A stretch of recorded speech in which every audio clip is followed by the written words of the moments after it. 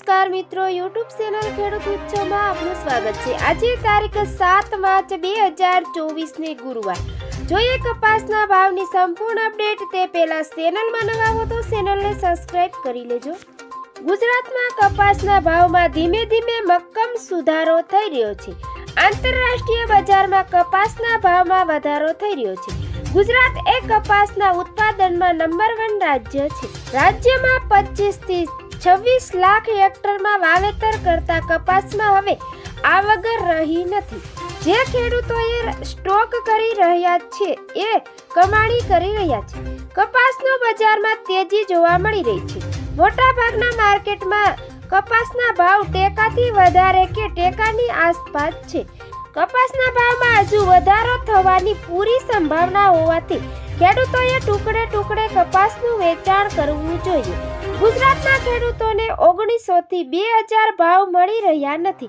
આમ જોઈએ તો વૈશ્વિક બજારમાં વેપારીઓ ભાવ દબાવી બેઠા છે, જેના કારણે કપાસનો ભાવ અત્યારે ઊંચામાં 1500 થી 1700 રૂપિયા સુધી મળી રહ્યા છે।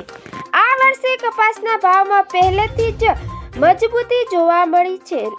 શરૂઆતમાં ભાવ થોડા નીચે રહ્યા હતા, પરંતુ ડિસેમ્બર અને જાન્યુઆરીમાં ભાવ ઘટ્યા નથી। ઉપરથી કપાસના ભાવ ઉચકાયા છે।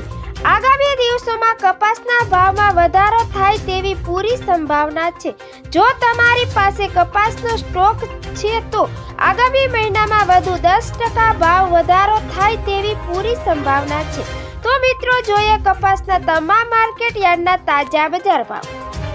રાજકોટ 1450 થી 1605 રૂપિયા, વિરમગામ 1105 થી 1554 રૂપિયા, મોરબી 1300 થી 1588 રૂપિયા, જેતપુર 1150 થી 1581 રૂપિયા, સાવરકુંડલા 1300 થી 1595 રૂપિયા, બાબરા 1300 થી 1618 રૂપિયા, તળાજા 1208 થી 1565 રૂપિયા, વિરમગામ 1330 થી 1416 રૂપિયા, ભાવનગર 1200 થી 1531 રૂપિયા, જામનગર 1100 થી 1620 રૂપિયા, મહુવા 801 થી 1401 રૂપિયા, અમરેલી 1031 થી 1623 રૂપિયા, બોટાદ 1216 થી 1650 રૂપિયા, ગોંડલ 1101 થી 1574 રૂપિયા। તો મિત્રો, ફરી મળીશું નવી અપડેટમાં। જોતા રહેજો ખેડૂત ઉત્સવ ચેનલ।